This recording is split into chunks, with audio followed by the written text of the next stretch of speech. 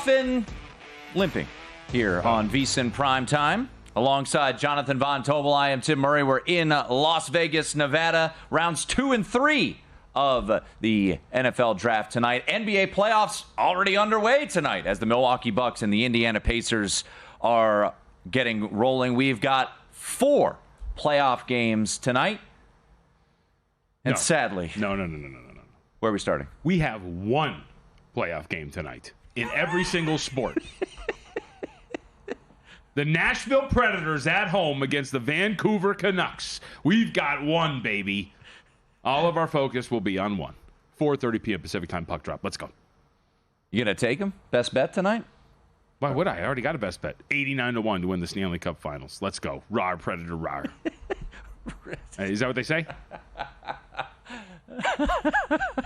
Look it up. Nashville Predators. What is that? What would be the term for that? Like cheer? Chant? Yeah, Chant? like something like that. Like, yeah, whatever. Is that it? Who knows? Yeah, that's pretty underwhelming. All right. The Buffalo Bills will be on the clock here momentarily to start the second round. That will get going at 4 o'clock Eastern. We've got thoughts certainly on the opening round. Never had a chance. It's all right, you know. It's 6-2 to the under on quarterbacks in the first round, but that was quick and I wouldn't say painless. It was painful. And Bo Nix going 12. But don't worry, Sean Payton, he said, I got the Vikings to trade up to 10. And then he drafted Bo Nix. And then you drafted Bo Nix. Congratulations, Sean Payton. But a lot to kind of unpack from the draft, and we've got all the NBA games to discuss as well. I feel for anybody who had under 6.5 wide receivers. Yeah, it sucked. That was brutal, and I know a bunch of people at the network. Matt Brown was tweeting about it last night. I mean, you felt great. And then pick 28, here comes the Bills. They trade out. Xavier Worthy's a selection by the Chiefs. All right, that's the 5th wide receiver. We're okay. Then Ricky Pearsall gets drafted 31.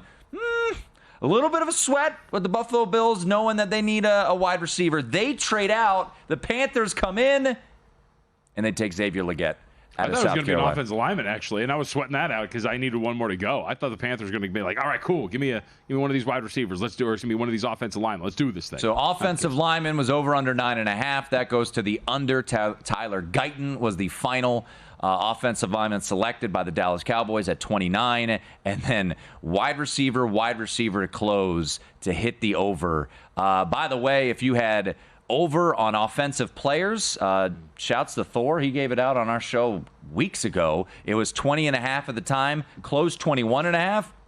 No sweat. 23 offensive players selected, a record for most offensive players selected in the first round. We didn't see a defensive player selected until your Indianapolis Colts. What a get. Put some money in our back pocket with Latu. Wish we had him first defensive player. We did not, but the under 21.5 was a very easy cash, which was one of the few, it felt like, easy cashes of the night. But all in all, before we get to the obvious of Michael Penix going 8, just kind of broad thoughts, either gambling side of things or just takeaways of how the first round unfolded last night. So I think there's actually one big takeaway from last night for the NFL draft, and it's actually a lesson we had kind of learned the year before, but I think yesterday was such a good example of it, which is from now on, chase the steam the day of the draft, I think. Right, when you look at the way the market moved yesterday for certain things, I mean, seriously though, right? Like J.J. McCarthy goes from favored to be, go under his draft position at 5.5, like to start the day. Yep. He closes in some spots over 5.5 minus 270. Bo Nix favored to go over 32.5. That it's slowly been creeping. Draft day comes around, closes under 32.5 in a massive way. I think it was minus 400, something like that. Did it go off that high? I know when we were on the air, it was like minus 175. Okay, so the thing, and I'm also taking in a lot of different spots. I know this. I got a text like 10 minutes before the draft started, after we had kind of gotten off the air. Michael Penix Jr., the steam on him, not just the juice moving on his draft position, 10 minutes before the draft started, his draft position went from 32.5 to 21.5. Holy smokes. So I did not realize that. So that thing shifted too, and we can go down the list. So I think the big one is in an information-based event like this, and then we can go to the second pick and the third pick, right? Before we got off the air, for our draft special yesterday, Jaden Daniels got up to minus 2,000 to be the second overall pick. Drake May closes minus 1,000 to go with the third overall pick. So I think that's kind of a big takeaway. And look, you might not have the bankroll or the desire to start laying prices or the need, or the necessary means, because if you're out here in Las Vegas, it gets taken down. But I think to me that was a really big takeaway, watching all of those different markets really move in like the 12 hours leading up to draft time and watching how almost every single one of those was correct. To me, that's like the big takeaway here. If we're going to move from if we're going to take away one thing from this draft, it's draft day moves, market moves. Those are the predictive ones. And we kind of had those ideas already, but yesterday really cemented that for me. Yeah, no, that's a really great way to look at it. And, we did a segment on Wednesday where we had a little fun with our bets and the closing line value that they were. And, I think of at the time, the CLV for me was 8 out of 9, and it did not go that particular way. Some came home, some didn't. But I circle back to the words of the wise and a little bit more rich, Matt Humans. Shouts to Matt. 9-1 on his best bets on VSiN.com. His right up there. Very great draft for Matt. There's no better. What is it? The worst thing is hope? There's nothing worse than hope. There's nothing worse than hope. 2 spots yesterday. I walked out of the studio. I said, we got a chance here. At number 5 for J.C. Latham to go. I had a little alt in pocket, but not as much as J.C. Latham. It had played out perfectly. And I'll say this. I think Jim Harbaugh played everybody perfectly. I think he leaked this out. I think Daniel Jeremiah and others ran with it that, it fits his schematics more. You saw a lot of people put J.C. Latham at 5 in their final mock drafts. At the end of the day, they just picked the best offensive lineman that we all had talked about all along in Joe Alt. They didn't trade out, though, which I thought Charch's information, I'll say this.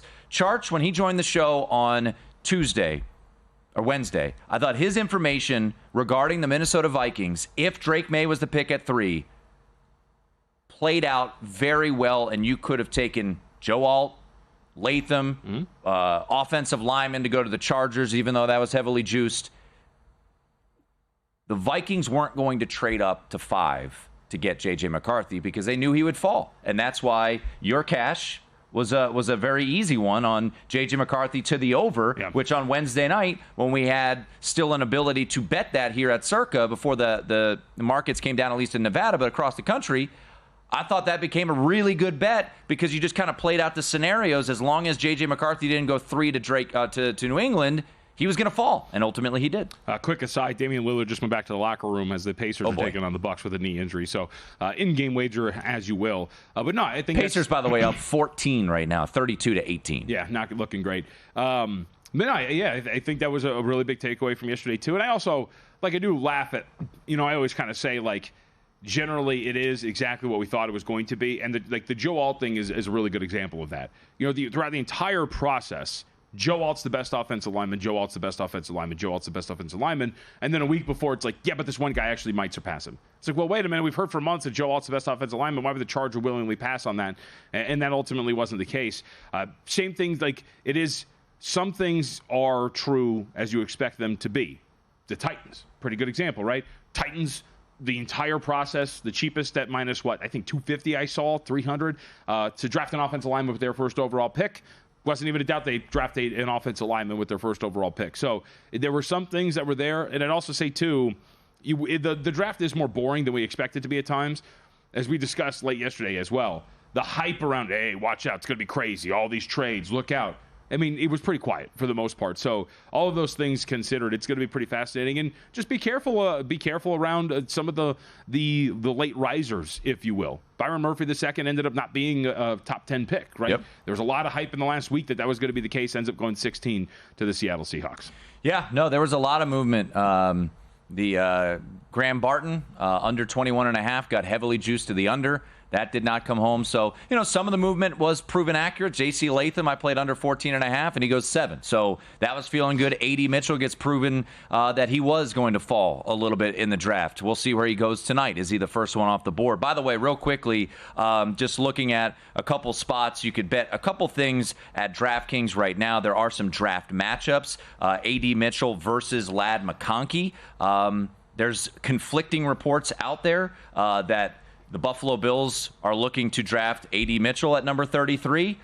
They also could be looking to draft Ladd McConkey at 33. So I think that's a fun matchup tonight. Cooper DeJean versus Kool-Aid McKinstry, the two corners that did not get selected. And then Keon Coleman versus Jalen Polk. Those are two two draft matchups out there. Spencer Rattler, where will he get drafted? The Raiders are the favorites at plus 140 after they felt like they were the ones left out of the party, so to speak, as they drafted Brock Bowers when all 6 quarterbacks went off the board in the top 12. Fastest quarterbacks have ever gone off the board, or 6 quarterbacks have ever gone off the board in NFL history. Once again, we do have a NBA game going on right now, and it is a beat down as Indiana leads 39-20. It looks like Pat Beverly just drew a foul at the final seconds there, but the Indiana Pacers lead 39-20, JVT. Yes, it's not going to be great. It's not going to be great here for Milwaukee, but we'll see. Crazier things have happened. Damian Lillard back in the, you said back in the locker room? Yeah, so walk back. We will keep our eyes on that. The Atlanta Falcons really picked the quarterback at 8. All right.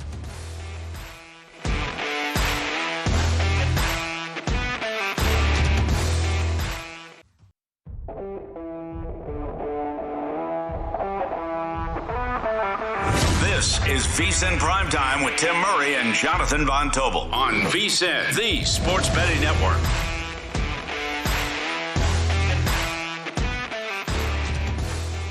It is VSiN PrimeTime here on this Friday in Las Vegas. I'll say this, JBT. There's some buzz in the building walking in. I don't know if it was the early playoff game or the fact that it was raining here in Las Vegas. There was a little extra hitch in the giddy-up of the folks in Circa, at least. It's feeling good. Yeah, the weather might have to do with it. It's a terrible day out here in terms of weather, but it also might have to do with Circa just being awesome. That might have to do with it as true. well. That is pretty awesome. Also, it's lit tonight. Oh, is it going to be lit, or is Lit the band? Lit the band is allegedly playing today down at Fremont Street, just right outside of Circa. The door's right behind our fair studio. I'm pointing in the direction. Having said that, the weather, I don't know if it'll hold up, but either way, it'll be lit. I know one song. That's it. My Worst Enemy? I guess, yeah. And that's because you were singing it, and I was like, oh, yeah, that sounds familiar. Can we forget about the things when I said when I was drunk? Yeah. I didn't mean to call you that. Oh, okay. Yeah. Are we allowed to sing? Are we allowed to read lyrics? I don't know. Is that legally allowed? I don't know. I know there's different legalities. The whether or not I go and enjoy Lit will very much depend on whether or not you are lit. No, the Los Angeles. Yes, I'm always lit. Whether or not the Los Angeles Clippers perform admirably today, as I'm watching Kawhi Leonard warm up with ease. All right.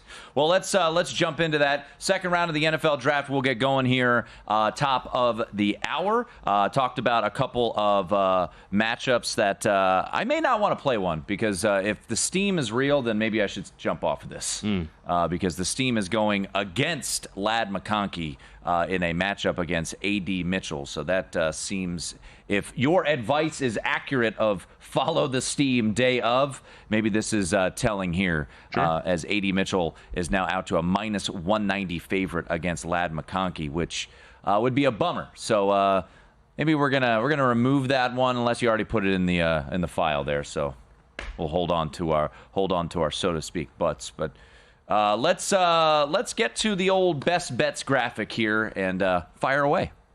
I see you using an old style. I'm giving you the keys to the kingdom.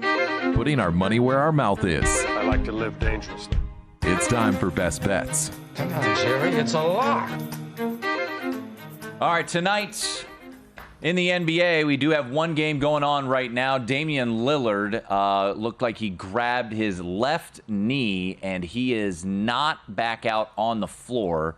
So remember, Chris Middleton was listed as questionable. He is playing today. Damian Lillard now checking back into the game. So good news on the injury standpoint.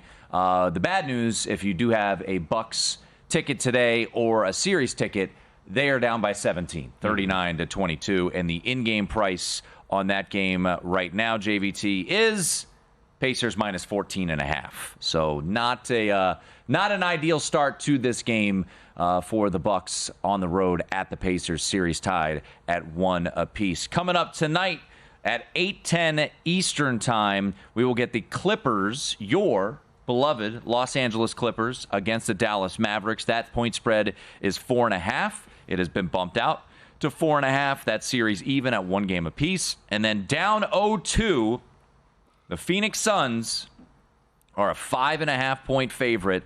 Just to check, because I know we did this exercise the other day, 5.5-point full game favorite. Yep. The Phoenix Suns are a 2.5-point favorite in the first quarter, juiced to Phoenix minus 115. What do you got for us in the NBA tonight? Oh, you're going to stop? Go to the first half line. How about this? Oh, first half. -5. Yeah. So you're laying full game lines in the first half with these teams that are down 2-0 going back home. It's pretty shocking to see that. So it is kind of tempting to go against some of the scenarios that the market, has out there. I mean, you understand the situation, so at some point you got to decide whether or not you're going to go with the situation or go with the number. But I'm very interested in this because Minnesota, I think, has proven here through the first couple of games of this series they're pretty undervalued. Like, they are a team that has taken care of business in a really strong way in this series against them. They were obviously 2-0 straight up and against the spread. They have been brilliant on offense, but better on defense, giving up just a point per possession through the first 2 games to the Phoenix Suns. So I took a small bet here on the Timberwolves for the game. Maybe the first half, the shooting, of course, for a team that is reliant on their jump shooting as much as Phoenix is, heading back to a friendly environment such as their home arena, that's going to lend itself to better offensive performance overall. Because as we talked about, right, the matchup is just, hey, hit tough shots over Minnesota, and then you can get this thing right. But I find myself really believing in this Minnesota team, Tim. Somebody who has his futures ticket on him, who thinks the market kind of just forgot how good they could be, taking on a Phoenix Suns team that the market really rushed to kind of ramp up the power rating. I think at the very least at this point right now, we've kind of understood that the market maybe was a little wrong in making the Suns the favorite in this series against the Minnesota Timberwolves after the first 2 games. And this swing is pretty wild. I mean, we're talking about going from the spreads in Minnesota to now you're laying 5.5 at home for the Phoenix Suns. I don't know if the market's really caught on to just how good this team is. They were only laying 3 at home. The Timberwolves were covered with these, and now you're on the road. Suns are laying a bigger number at 5. I just think that the market's got to realize that the Timberwolves are a little bit better, giving credit for. So we'll run with the risky spot here. Give me Timberwolves +5 against the Phoenix Suns. Want that hook?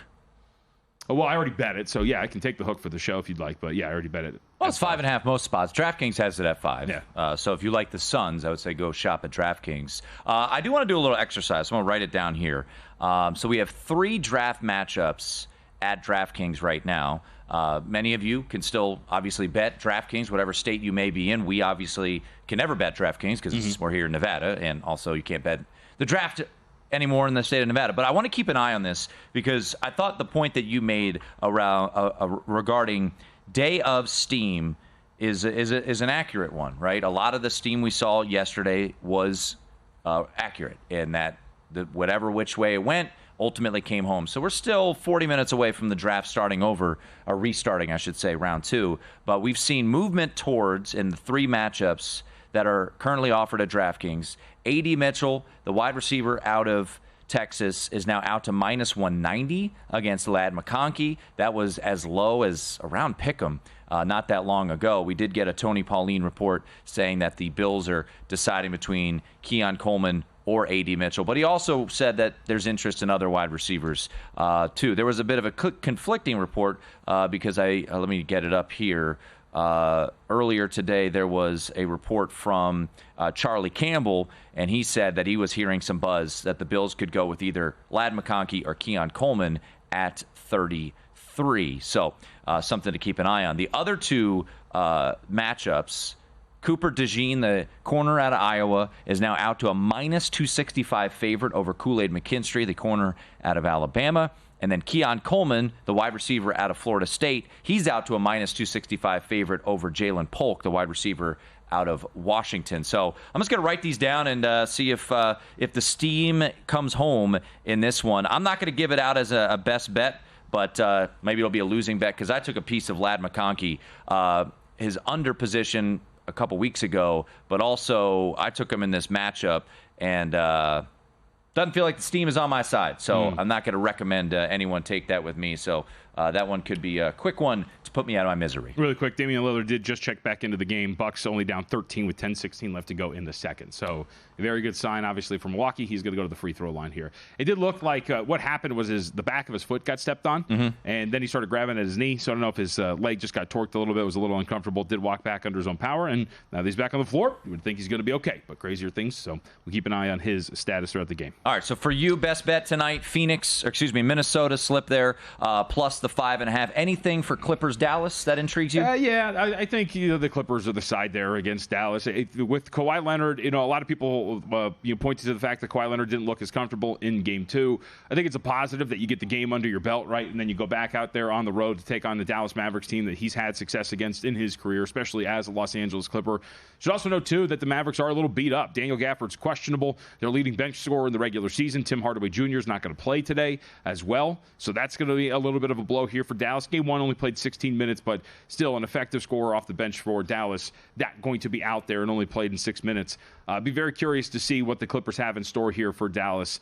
But we've at the very least seen the market has taken in full account for Kawhi Leonard. But I still think that this team's pretty live to stay inside of this number. If you look at some of these statistics through the first 2 games, Tim, they've had a little bit of an edge. They've been the better rebounding team, a very solid positive net rating and non-garbage time, despite the fact that the series did split in the first 2 games. So I think that we're going to play on a pretty tight game with the Clippers given a chance to pull this one out, take a 2-1 series lead on the road. So coming up at the bottom of the hour, we'll get into the 4 playoff games tonight on the ice. Jonathan Davis is going to join us, so in less than 5 minutes. Eric eager to preview rounds 2 and 3, and also a little thoughts from round 1 come up just momentarily. Real quickly before we hit a break here, interesting to note some of the movement in some of these markets. The second tight end selected seems like a big coin toss. Theo Johnson was the odds-on favorite earlier today. He's now out to plus 140. Jatavian Sanders plus 140, and Ben Sinnott from Kansas State is down to plus 250. So we will keep an eye on all of these secondary markets, courtesy of DraftKings, as it goes on. Yankees minus 135, first 5 with Luis Gil on the mound. Let's go. You're blabbering away about second tight end. Step up. Just yell it out. Yankees, first 5. It's the first 5 king over here.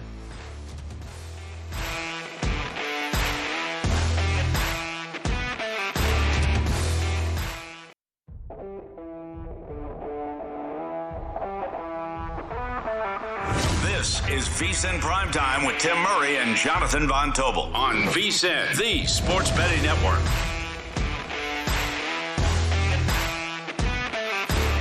Check out VSiN.com. It is chock full of great content. We've got post-first round NFL futures best bets from Mike Somich. We've got top plays based on the betting splits, power ratings, and trends from Steve Mackin in Major League Baseball. Same from Zachary Cohen and Adam Burke, plus analysis for today's slate of NBA games. And who will draft Spencer Rattler, second and third round betting odds for you to analyze as well. All part of everything up on the site. Check out VSiN.com. Busy night on the ice. Quick update, JVT, before we head to the ice. The Milwaukee Bucks are trying to make it a game. It is 49-37, 6:40 to go in that second quarter. Yep, close is about a 6-point underdog in this game as well, depending on where you shop for your number. So you still got plenty of time to get into this thing, stay inside of them. In fact, 6.5 is a more accurate say when it comes to the pre-flop number. So Bucks still alive at the very least to cover as they cut it down to 10. And, of course, in a playoff game and in a basketball game, 10 points is nothing. So I bet still alive in this game. I bet you the Pacers had a 3 on this possession. That'd be incredible if they did. And there it is. Bing. In-game line, 13.5 right now for the Pacers as they lead 54-39. 4 games on the ice tonight. And to help us break it down, our good friend Jonathan Davis joins us right now. You can follow him on Twitter at West Coast HKY. He joins us on our progressive guest line. Jonathan, let's start right off the chute, top of the hour in the nation's capital. It is the Capitals against the Rangers. Rangers winning both games with relative ease at Madison Square Garden. You are looking to lay the chalk here with the New York Rangers. Yeah, look, I don't have the stones to just play over, just to play them win regulation. I feel confident they can, but I got hurt playing them -1.5 in game 2. So I'm just going to go for the victory in this one. I just think, look, the Caps who came into the playoffs with that -37 goal differential, there's just not enough offense here. And they've done a great job at shutting down Alexander Ovechkin, just one shot on goal in the 2 games. And okay, they come home and they get the last change and they can control line matchups. But I don't think they've got enough talent to handle the Rangers. The one thing I do like with Washington is their defenseman, John Carlson, is a shot-making machine, and he does a great job at not only shooting the puck, but hitting the net. I love his prop at over 3.5 shots on goal. I've played it in each of the first 2 games, and you're getting it tonight at +181.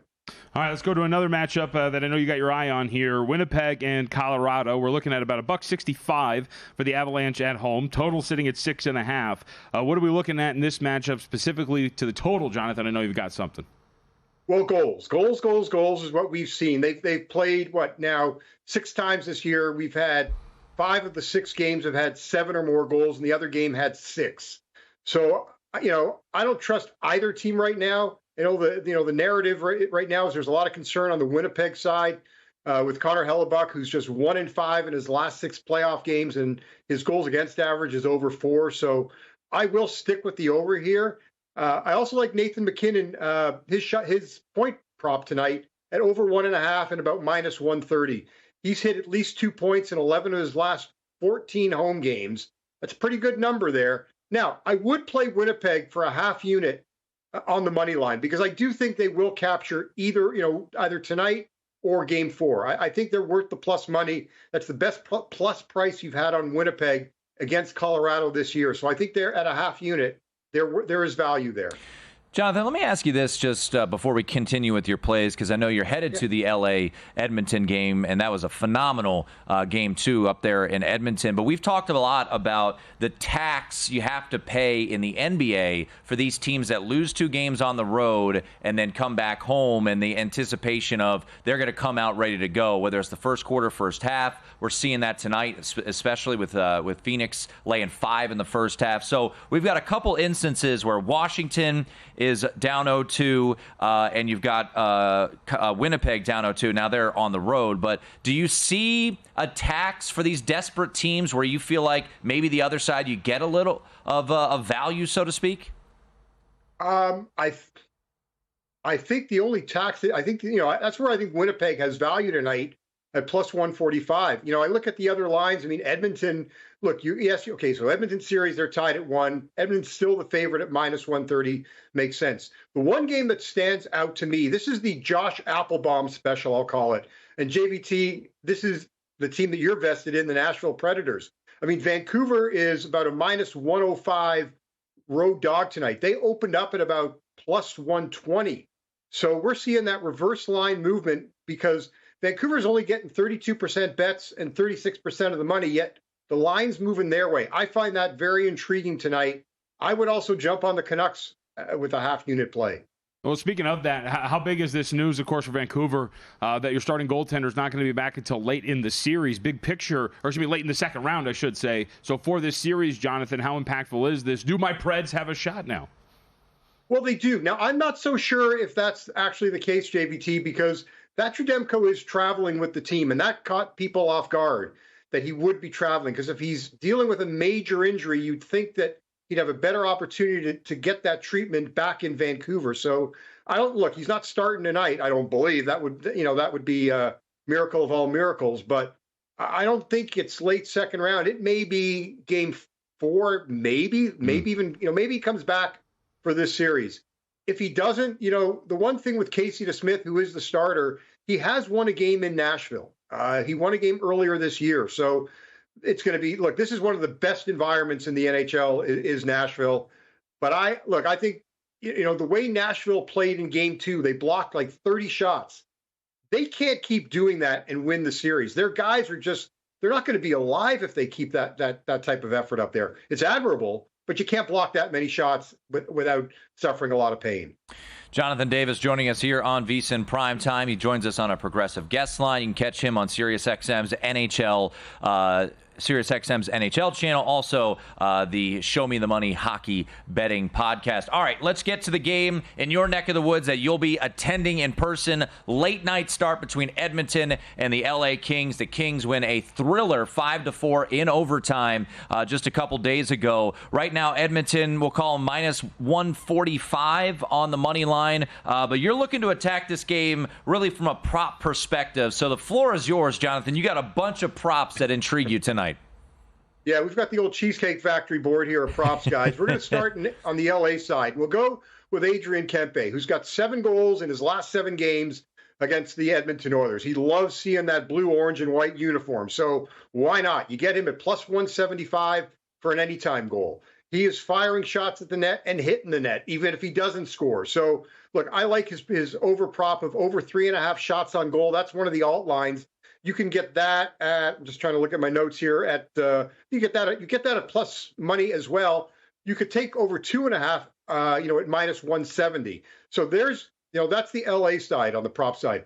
On the Edmonton side, it's both Connor McDavid and Leon Draisaitl over 1.5 points for both of them. Connor, you're getting at about minus 130. Look, he was quiet as heck in game number 2. Credit LA for doing a great job of blanking him. But he's hit at least 2 points in 5 of the last 7 playoff games against the LA Kings. Same for Leon Draisaitl, those same numbers. You get Draisaitl at a big plus price at about plus 170 for over 1.5 points. That's just way too juicy for me not to take. So I'm looking at the props. I could see playing it over because I think both goalies are very leaky. I'm staying away from the side. All right, let's make sure we give some love to tomorrow, which we have 2 series that look like they could be closed out because we've got 2 teams that are up 3-0, Jonathan. And then we have the Golden Knights coming back home after taking 2 road games in Dallas. I think it's easy to look at the 2 other series and say they're over. Any shot for the Islanders or the Lightning to extend their respective series out on Saturday? Well, I think it's hard for me to think that Tampa, for them to bow out in 4, it would be very surprising. I would have loved to have seen what the numbers were on a Florida sweep. But Florida's just been the better team. They've been at least 1 goal better, in all these games. If I had to choose between the 2, I would play Tampa. I think the Islanders they're just cooked. It's done, it's not a good situation. I just, they don't have enough to beat Carolina. Their chance was really, I don't know, call it game 1 or game 2. They had a chance to at least win one of those games on the road. They didn't. So those series are over. In the case of Vegas, they're really in the heads of the Dallas Stars. They've beaten them 6 straight times this year, or 5 straight times this year. They've beaten Dallas. They knocked them out last year. Their headspace in Dallas is just kind of messed up, and Vegas is doing it with just playing great smothering defense. So I like the Golden Knights again. And Tim had the audacity to criticize them in the last day of the regular season. They picked their opponent. They knew what they wanted. And look at this, up 2-0 going back home. How dare you? What's happening? Jonathan, appreciate it. Thank you. Always, guys. Hey, have a great night. Unnecessary. I mean, you made fun of them. You tried to call them cowards. They were. Now look at them. Look at them now. Up 2-0. Up 2-0 back home, baby. The Lakers should have listened to Doug Kazarian. Should have tanked. Should have lost on purpose. Should have lost on purpose. Thunder looked pretty dang good in game 2. I don't know if it would have made a difference. Jordan Schultz said 20 minutes away from round 2. Bills are fielding calls, but wide receiver remains a key priority for Buffalo, who will need a strong package to move out for a 3rd time. More on the NFL Draft next.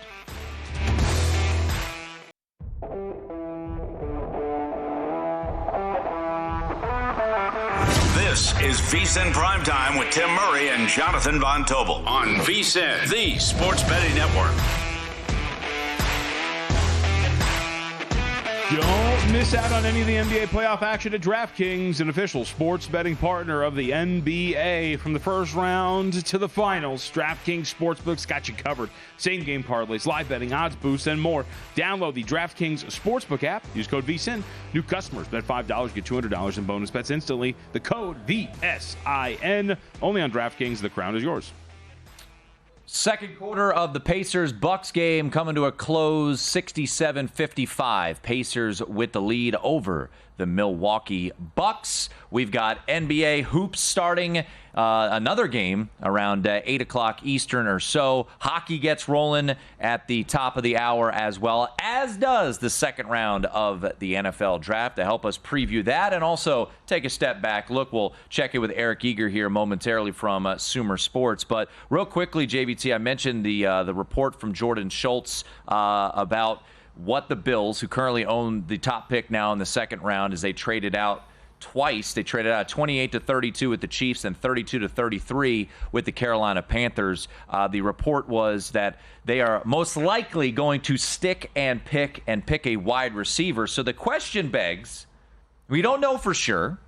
Obviously, it depends on your bankroll, but every report that has been out there, whether it was Jordan Schultz, Tony Pauline, Charlie Campbell, we don't know what wide receiver, but it certainly looks like it's going to be a wide receiver. Would you lay $330 on the Bills to take a wide receiver with their first player drafted? I mean, it seems the case, right? If we're right that the day of steam is accurate and that all the reports are pointing in that direction, would seem to be the play to make. Well, Eric Eager joins us right now, so let's get his perspective on who are some of the names we will hear very quickly. He joins us on our progressive guest line. Eric, I know you've been busy previewing the second round. I don't want to spend too much time on it, but at 33, it certainly feels like all signs are wide receiver for the Buffalo Bills. It's a steep price to pay, but if it's a certainty, then you get to cash that ticket. So how confident are you that the Bills stick and pick at 33 and take a wide receiver?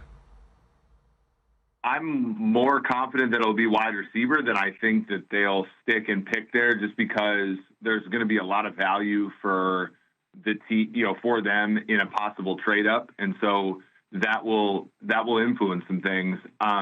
So yeah, I think wide receiver more than anything, but it might not be with the 33rd pick. And in fact, that might muddy the waters for wide receiver, just because if they trade back and then they get scooped on their guy, then they could lose out. I think that the reason they made the two trades yesterday was to get this position at 33 that they could possibly trade elsewhere.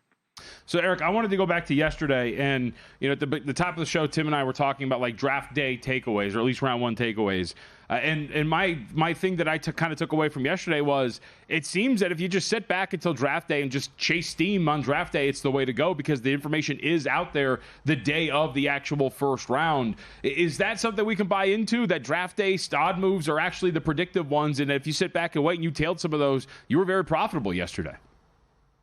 Yeah, that's I think probably the truth here, and in a lot of ways, because information has been leaked less frequently, the time in which that information becomes valuable gets closer and closer to the actual day. So I think that makes a lot of sense.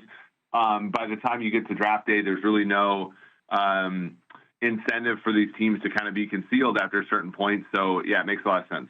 Eric Eager joining us here. Sumer Sports, he's the VP of Research and Development over there at Eric Eager _. They did a great job kind of keeping an eye on everything regarding the draft. All right, we haven't really jumped into it all that much.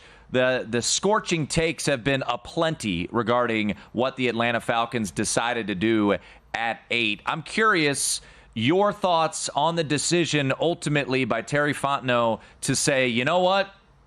I know we just gave Kirk Cousins a $180 million contract with $100 million guaranteed. We're taking Michael Penix here. What was your overall thought process of that decision by the Falcons? I did a mock draft for the Hammer Network the other day, and I took McCarthy at 8, thinking that at some point 36-year-old quarterback coming off of an Achilles would need some supplementation. The fact that it was Penix, I think, just means that all of us were a little bit out to lunch as far as the evaluation on the quarterbacks, or how the league felt about Penix, Nix, versus guys like McCarthy. McCarthy ends up being quarterback 5, when most people, many people thought he could be quarterback 2 in this draft. So, just like in a lot of situations, it ended up being a thing where the public was much different than the NFL in and of itself on eval. What was your favorite draft pick from last night? I liked the Jaguars getting back to 23 and taking Brian Thomas Thomas had 87 targets last year, turned 17 of them into touchdowns. They really struggled last year giving Trevor Lawrence easy throws, and they didn't really do much in the offseason with free agency. In fact, they got rid of Calvin Ridley, so they really need to bring somebody in there who could actually, get open and give, Trevor Lawrence some easy plays, and I think that he's that player. Eric Eager joining us here on VSiN Primetime. Looking ahead to tonight, there are some household names. There's a couple of matchups that we've discussed at DraftKings. If you are in a state that still allows draft betting, right now I'm just going to read them off. I don't know if you have a strong inclination one way or the other, but A.D. Mitchell's minus 190 in a matchup versus Ladd McConkey, who's plus 150. Cooper DeJean is out to minus 265 against Kool-Aid McKinstry, who's plus 210. And then Keon Coleman, who's been a name mentioned a number of times by a bunch of different people, maybe going 33 to the Bills. He's out to minus 265 versus Jalen Polk, who's plus 210. So 3 matchups, pretty light right now. Any interest on any one of those matchups right now? Yeah, I think you lay the number with Mitchell. That's the one that makes sense. Everything else is a little bit expensive for me. When I'm looking at, first X market, I think Brooks at running back at prices earlier today was quite good. And then, Edger and Cooper are probably around plus 150, I think is a solid look at first linebacker. Jatavion Sanders, second tight end, is also at price. I think a positive possibility for bettors. So Eric, now that obviously these guys are drafted, they have homes, we know what schemes they're going to be in. What fit do you think would be most beneficial for some of these guys? I mean, one of the things that stuck out to me was the Colts getting Latu out there in Indianapolis, first defensive player, awesome. I think along the edge, he's 7-1 to win defensive rookie of the year. Was there any fit that stuck out to you that would then correlate to maybe looking at a guy to win an award this far out?